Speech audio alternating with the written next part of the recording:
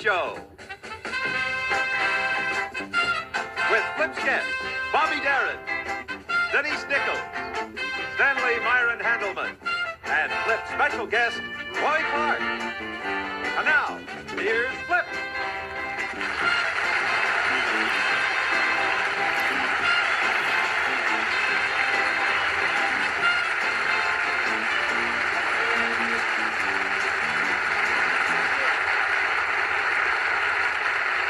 Thank you very much. Welcome to the show. And I want to say that we've already started receiving mail, from last week's show, and we have a few interesting letters from last week's show that we're going to read a little later on. But this evening, before coming out, I was running through my mind that there is underway. It hasn't gotten the great publicity of the women's liberation movement, but there is a revolt of the little people. Small people, kids and midgets and little short people. They're getting fed up with being run over. I didn't become aware of how serious the revolt had become until 2 months ago. I was working at this little nightclub in New Jersey, and it was the middle of the week. And Wednesday night it was slow, and this little trio playing, and there's a few people on the floor dancing, and a little singing, "I love you, baby, and I know that you love me. Oh, yeah." Pretty intimate little thing there. Well, there was this big guy standing by the door, And a little fellow walks through the door, and he got a sheet of paper in his hand that he's reading from to himself. As he walks by, the big guy says, "What do you got on that piece of paper?" The fellow said, "Oh, what do you mean, what have I got on this piece of paper?" I said, "This is my piece of paper." I said, "You got a lot of nerve, a lot of nerve. This is ridiculous. You sure got a lot of nerve." I said, "I'm walking through the door, minding my own business, reading from my sheet of paper to myself, and you stop me and ask me what have I got on my piece of paper?" The guy said, "Man, why don't you cut out the fat mouth and then tell me what's on the paper?" Little fellow said, "If I wanted you to know what I had on the paper, I would have told you. Isn't that right?" The guy said, "Well, that's how you want to look at it." He said, "Well, that's how I want to look at it." "That's exactly how I want to look at it." Said, "I'm looking at it just like that." Said, "But since you want to know," he said, "I'm going to tell you." Said, "I'm going to tell you."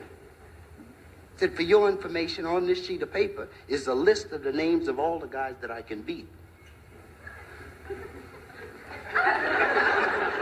Said, "I got 137 names on this list." Big guy said, "Is my name on the list?" I said, "Certainly your name's on the list. The list wouldn't be complete without your name on it." So when I first sat down to make up the list, your name was the first name that came to my mind. Said, "Out of 137 people, you're number one." Said, "Any minute you may get smacked in the mouth." For nothing. For no reason at all. I just may walk up and smack you right in the mouth. Said, "I've been letting you slide for a long time." Said, "If I was you, I wouldn't press my luck." Said, "Don't make me have to rain on your parade." Big guy said, "Well, since you're going to get me," said, "I better get you first." Said, "I think I'll take this 7.5-pound fist I got and obstruct your vision." Said, "Then I'm going to jump up and down in your chest like a ping pong ball." Little fellow said, "What?" Said, "What?" Said, "You." Said, "I tried to give you a break." Said, "I tried to treat you decent." He said, "But you don't want it that way." Said, "You got a lot of nerve to stand here in front of my friends. These people are my friends. These people know me. Said, these are people I went to school with, people I was raised with." Said, "You're going to stand there and try to make me look ridiculous telling these people what you're going to do to me?" Said, "You left me but one alternative, and that's to take your name off the list."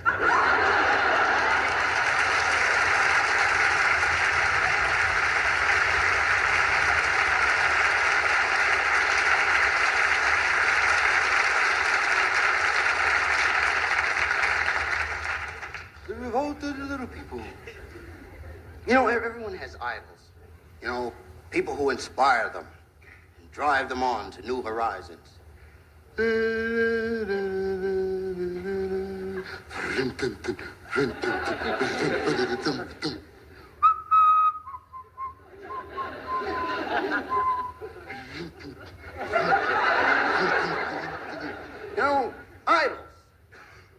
my idols were the knights. Remember the knights? What great guys the knights were. Well, before I get any further into the situation, let me take a moment to say that I don't see grounds for anyone to question my making the statement. During the days of the knights, there must have been dark nights.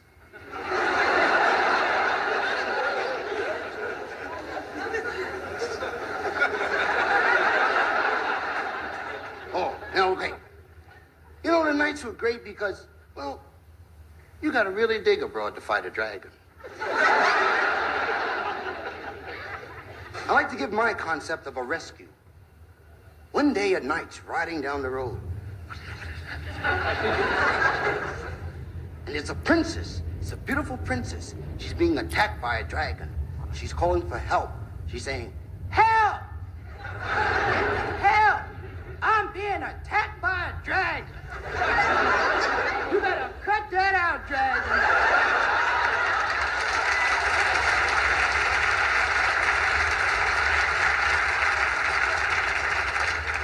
As the knight rounds the bend in the road and the princess hears the horse's hooves, she calls out, "Hark, hark! Who's that clippity-clopping down this road?" The knight says, "That's me, Mama." Said I was sitting around the castle. I didn't have nothing to do. So I said to myself, "You ain't got nothing to do." So I decided I'd rescue a princess. She asked, "Are you a knight?" He said, "Every day." She tells him, "I'm a princess. My name is Geraldine. Princess Geraldine." Whoa! Said, "What's your name?" He said, "My name is Overnight."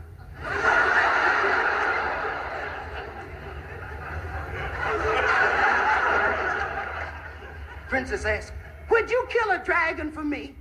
He said, "Kill a dragon? Wow."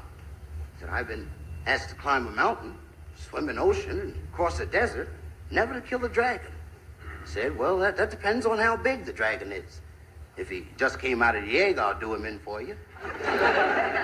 She tells him, "It's a little dragon. It's a little dragon, all right, but he got fire coming out of his nose."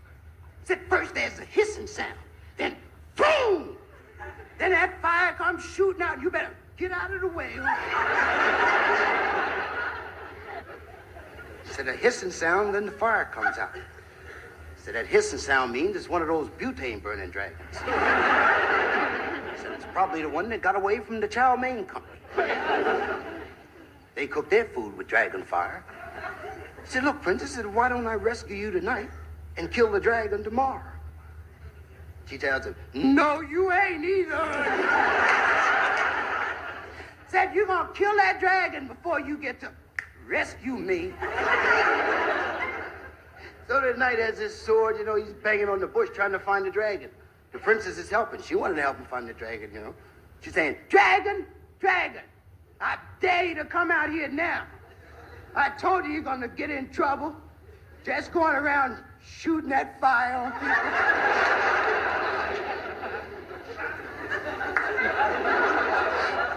After 5 minutes, the knight said, "Mama, the dragon's gone." Said, he probably went back to the butane company to refill his tank." Said, "This is our chance to get away." Princess tells him, "I'm afraid. I'm still afraid. Can I stay with you overnight?" He said, "I'm off all day tomorrow, too."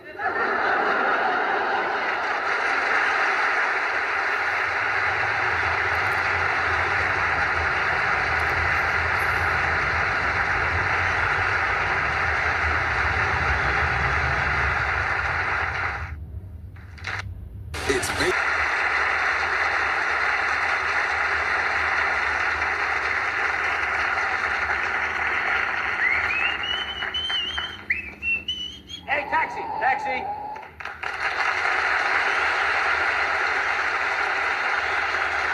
Hey, Chief. I'm in a hurry, Chief. I'm sorry, Mac. I'm off duty. No, it's an emergency. I've got to get to NBC. Hey, I'm on my way home. Well, I'll give you $20. Hey, that's where I live. Hey, you work at NBC? Uh-huh. Hey, you know any celebrities? Well, a few. Hey, you know who I had in the cab yesterday? Who? Anthony Franciosa's cousin. You know, he's like a regular guy. You talk to him, you never know. Just... Taxi!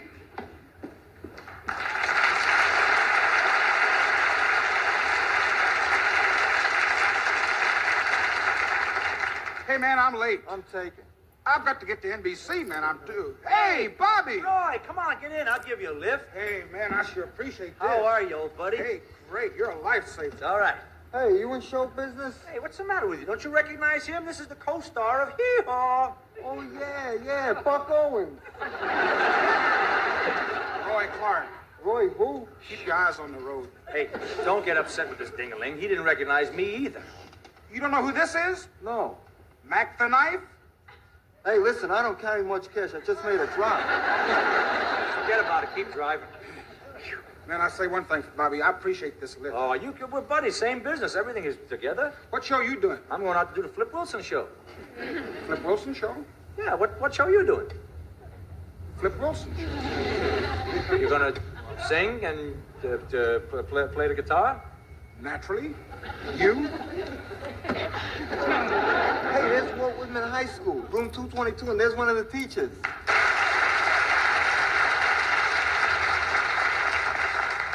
Are you waiting for a cab, Miss Nicholas? But Come right in. There's always room for a pretty girl. Are you kidding? Hey, look, the guy on the right got a knife. Bobby! Hey. Roy! Oh, Denise, how are you, honey? What's happening? I'm so excited. I'm going to be on the Flip Wilson show tonight. Oh. Where's your guitar?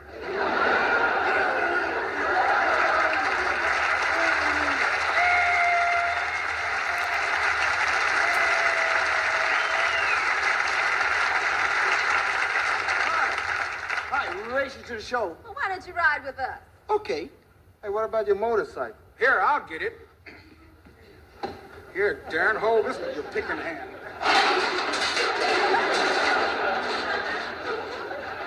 Boy, I'm really flipped about you two guys being on the show, you know? Me Roy, too. you do such great country singing, and Bobby, everybody knows you can win. Well, I can wail, too. And I can sing country. I'm just a teacher. What can I do? When we take over, Mama, you're gonna be a general.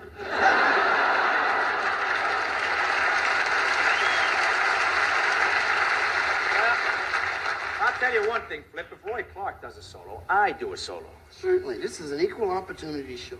Good. Here we are at NBC. Well, we're gonna have a great time. I got the whole thing worked out. Everything's Hey, played. that's $4.30 and 50 cents for the motorcycle. $4.30. That's shocking. Shocking. Oh, and $1 for the tip. Okay. Now quit bugging. Hey, that's no money. That ain't no cab either.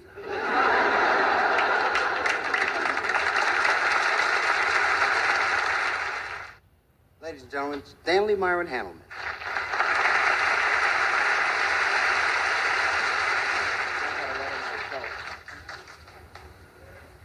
I'd like to read this letter. Read it. Other people get letters, too.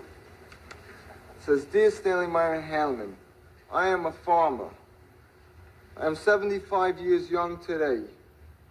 For the past 60 years, I worked on the farm, getting up each morning at 5 o'clock and working until sundown. For a while, my two sons, Clem and Rupert, helped out until they were both killed when the tractor went into the ravine. My wife, who's been a helpless invalid for the past 17 years, just died the night before last when the whole farm burned to the ground. Now I have a lot of free time on my hands. I'd like to do some comedy.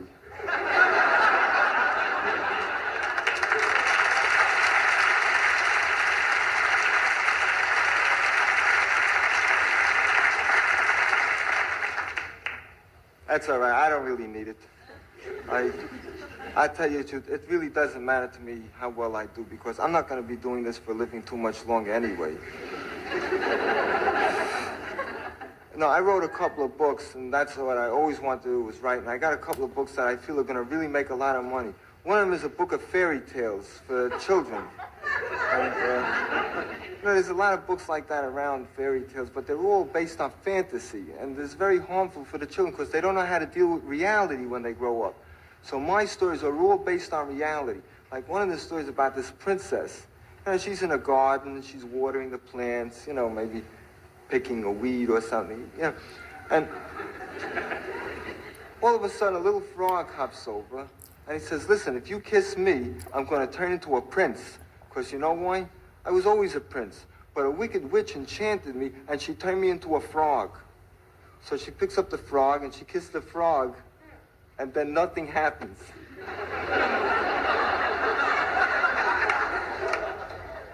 And you know why? Because there's no such thing as wicked witches or enchanted princes. It's a plain talking frog, you know?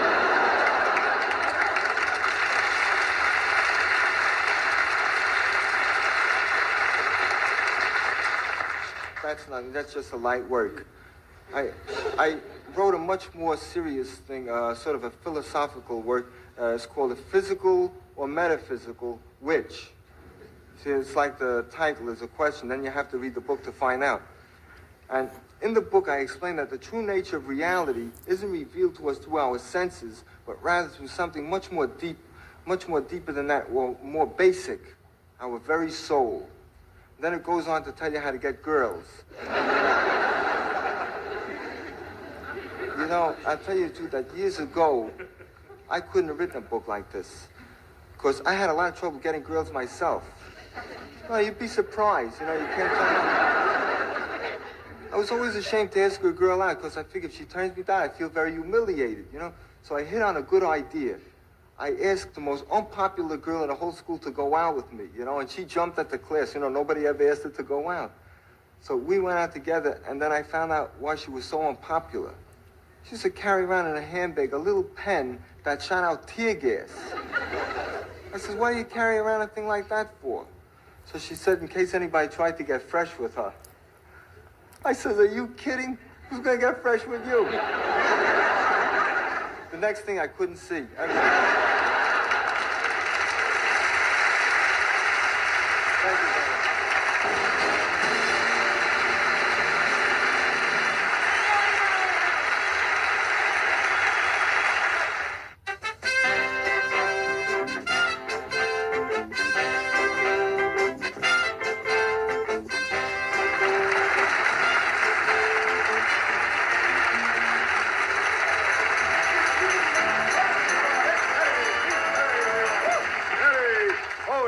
I told you I'm giving orders around here. Now be cool. Hey, where are we? I don't know, suntan.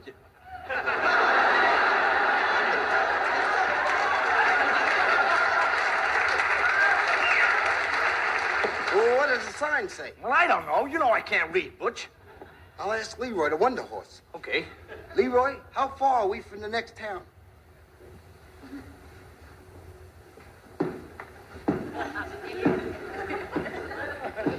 What did he say? 2 months. Hey, Butch, what are we doing way out here in the West anyway? I mean, we're robbing banks. Posses are always chasing us. I think it was more fun back in the East. Yeah, when me and you was in the band, remember? Yeah. You played drums and I played trumpet. I'll tell you, I've been on this horse for 3 days, and it ain't only my lip that's shot. You know, suntan, we ought to make this our last bank job. Right. We'll chill the till, grab the green, stash the cash, then split the scene. Oh. What do you say? I think that's Miller, and right on. Hey, by the way, how much did we get from the last bank job? 50,000. Oh, well, where's my share? Don't you remember? You spent it on clothes. Oh, yeah. I remember. Boy, I'm starved. I sure could use a bowl of True Grits. Shh, don't talk about food, because I think I smell the fuzz. Good afternoon, strangers. I'm the sheriff and the justice of the peace. You guys want to get married? Are you kidding? We're not even engaged. Welcome to Deadwood. I'm Sheriff Dillon. I come from a long line of sheriffs. My mother was a sheriff, my grandmother was a sheriff, and my Tante Frida Malka was a sheriff. Well, my name's Butch Cassidy, and this is the Suntan Kid. Howdy. Yeah, we're just passing through on our way into the sunset. That's right. So if you'll be kind enough to show us where the bank is, we'll get out of town in no time. You guys gonna buy some of them scenic checks? No, we're gonna start a Christmas club. Oh. Well, the bank's right over there, a building with a big slot in the top. Thanks, Sheriff. Yeah, thanks. Hey, listen, you sure you don't want to get married? I do the whole thing for $2 and I sing Oh Promise Me. Here, listen. Oh, promise me. Come on, cut it out, Sheriff. You're scaring the horse. Scaring the horse. Knock it off. They came to the bank with an innocent grin. to take out some money they didn't put in.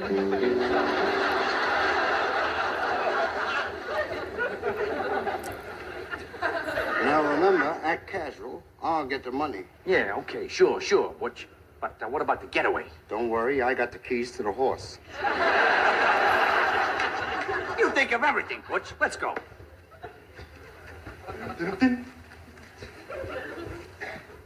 Oh, howdy, strangers. Stop jiving, Jack, because we got to split on the double. Now put that bread in this bag, you dig? Bread. Oh, I reckon you boys want the bakery. It's right down the street. Y'all just walk out there until you come to that good smell. Listen, my man, I'm not putting you on. Now lay that green in this bag, Jim.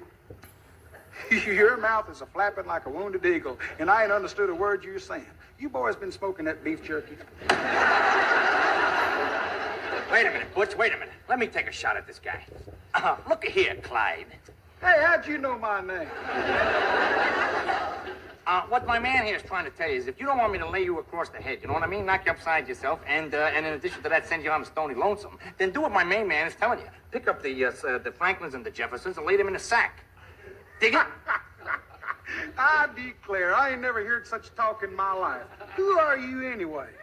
Well, we ain't the Lone Ranger and Tonto. Now look, this is a Roscoe. Right, Now what's going on here is a heist. right, Now quit stalling before we blow our cool. right. You know, I ain't never heard such talk in all my born days. I sure wished I could help you fellas, but I don't know a thing y'all are talking about. It's the same wherever you go, a lack of communication. Can't even have a meaningful bank robbery. What are we going to do about it, Butch? Maybe we ought to just grab some scenic checks and split. Good idea. You think of everything. They had to learn the lingo so they could do their best. So they went to the local school marm, the fastest tutor in the West. Hey, Butch, are you sure we're doing the right thing? Suntan, we're not leaving Deadwood until we rob that bank. We can't rob the bank until we learn to speak Western. Well, what kind of language are we talking now? Right now, we're speaking Eastern. Well, I'll tell you something. This outlaw stuff is a lot harder than I thought it was. Shh! I think I hear the school mom. I got great ears.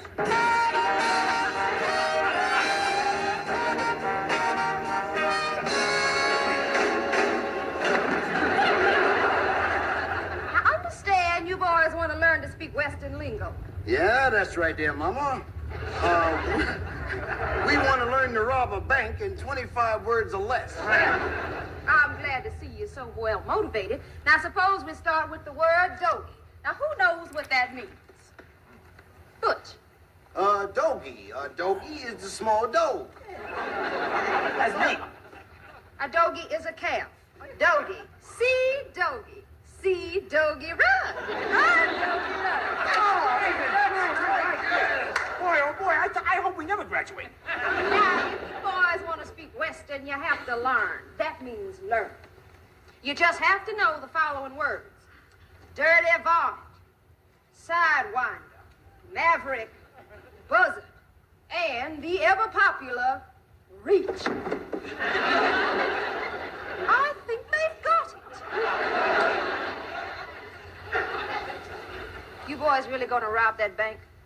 Well, that's our thing. We rob from the rich and get to the poor. However, we haven't run into any poor people yet. Exciting, my little old heart's going clippity-clop. Well, in that outfit, you better be careful.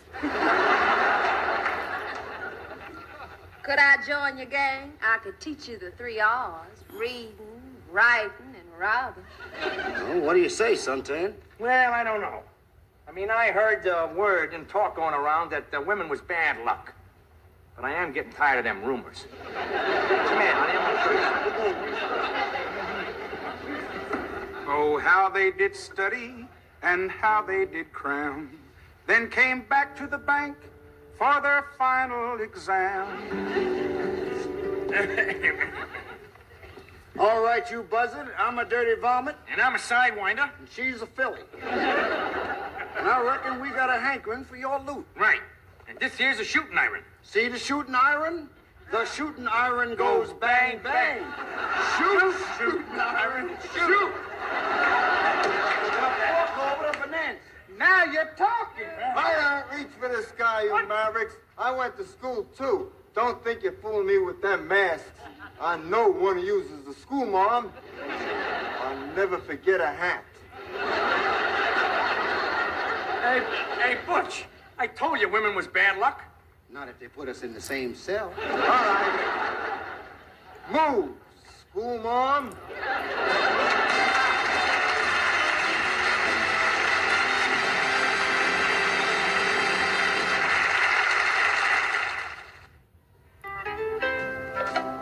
Well, it's time to get aboard the old stagecoach and head for the happy ending. I want to express my right warmest thanks to all our great guests. Mr. Bobby Darin,